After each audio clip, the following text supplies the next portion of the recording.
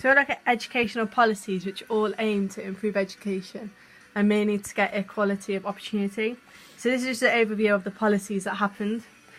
So first, when the Conservatives were in government, they had local management of schools, formula funding, open enrolment, the national curriculum, national testing, Ofsted and league tables. And then there's a definition of what they are or what they did next to it. Labour were the next in government. They had smaller primary school classes, more money for schools, more nursery education, specialist schools, education action zones, tuition fees, an academy programme. Then next was the coalition between Liberal, Democrats and Conservatives. They had new style academies, free schools, pupil premium, EBAC, reform of the national curriculum, reform the examination style and to performance targets. And I'm going to look at them in more detail. So in the Conservatives, they started in power, and they created this thing called the ERA, so the Education Reform Act. So that introduced national curriculums, SATs, league tables, so it would try and make school more like a business, like marketisation. So they competed with each other, and they had features such as open enrolment, which allowed successful schools to expand to the limit of their physical capacity. Formula funding, which was money given to schools based on the number of students they attracted, so that would make them more competitive and want to get more students. And this linked to the New Right, as the New Right people argued more competition, more incentive to improve, and then these good schools would recruit the best teachers. And this links to parentocracy, where the ERA wanted a power shift from local education to parents, where the parents could choose a school best suited their needs of their children, and then that would shape their children's future. So there are some more policies they brought in, and they wanted to deal with the vocational skill crisis that was happening. So they brought in the national curriculum, society is meritocratic, where students were all taught the same knowledge, same exams. Ofsted, which were inspections. League tables, where they ranked schools so parents can look and choose the best for their child. Testing, so children were tested at 7, 11 and 14. Selection, so schools could select their students. And they also wanted diversification, which is basically just a greater variety of school. An evaluation of the ERA. There was damaging effects of constantly testing children. The validity of tests, such as SATs. Actually, people said they were teaching to test, not teaching actual knowledge. Schools then excluded and neglected students to improve their image. Popular schools quickly filled up, which restricted parental choice. And the ERA failed to address inequalities. So just to put that into perspective, so there's an example here of the self-fulfilling cycle, as Bartlett called it. So for example, school B, so not a very good school, would have quite bad exam results. So they have a poor league position table, so parents didn't want to go there. So the schools were undersubscribed, took school A's reject, so they had bad exam results, so they're more likely to be shut. So really, Ball argued that marketisation actually reproduced and increased social class inequalities. So the middle class is more likely to go to more academic schools and do better. Gertzwick evaluated this and said parentocracy is a myth. Power is not equally distributed across all parents. Middle class parents are more powerful than working class parents, so they have more cultural and more social capital. So then moving to Labour's policies, when Tony Blair and Gordon Brown were in power, they wanted to mainly improve working class opportunities.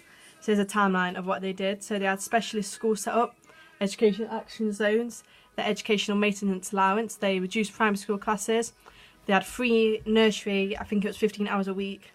However, they brought in university tuition fees.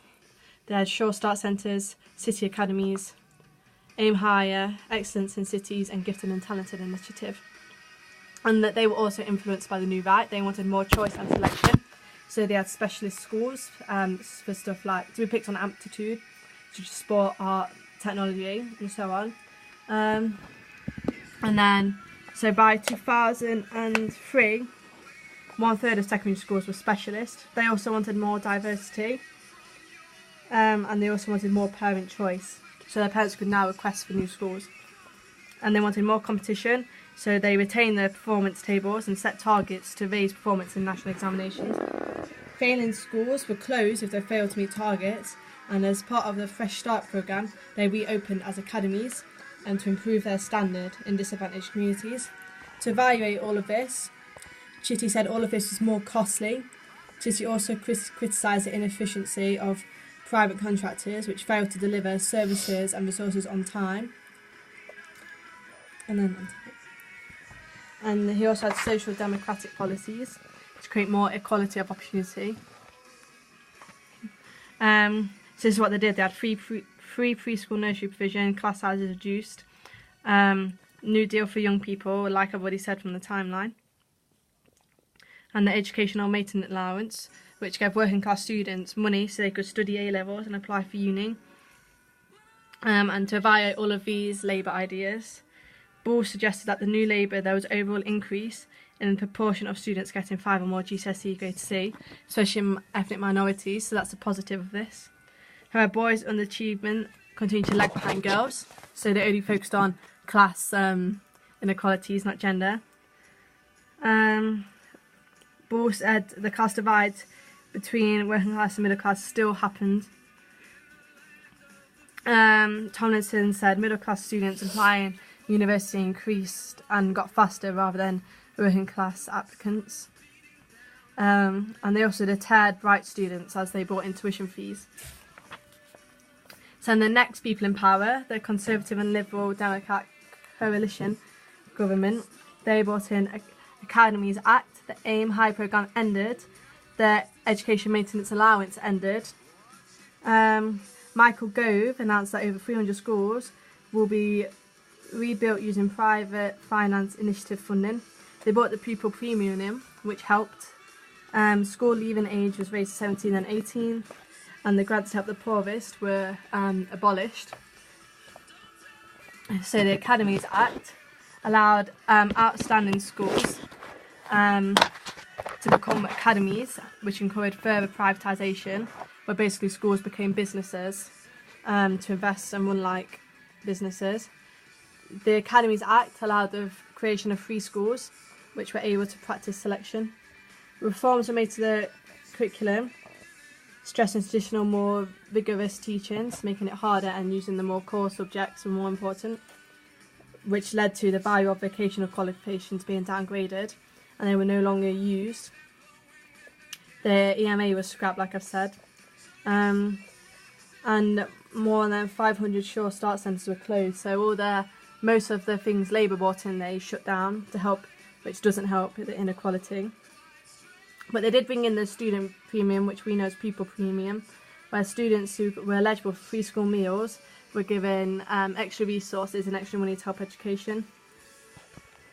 So here's an overview of what they did. So the Conservatives and Liberal Democrats had more privatisation. So to evaluate it all, Ratcliffe said the student premium is being used by schools to plug the gap left by cuts rather than benefit the disadvantaged children, so people are abusing it. Many free schools use backdoor selection, and they're actually failing to meet the needs of them disadvantaged children. Education might no longer be seen as a human right, and it might just be for the upper classes one day. And state services are often inefficient and wasteful.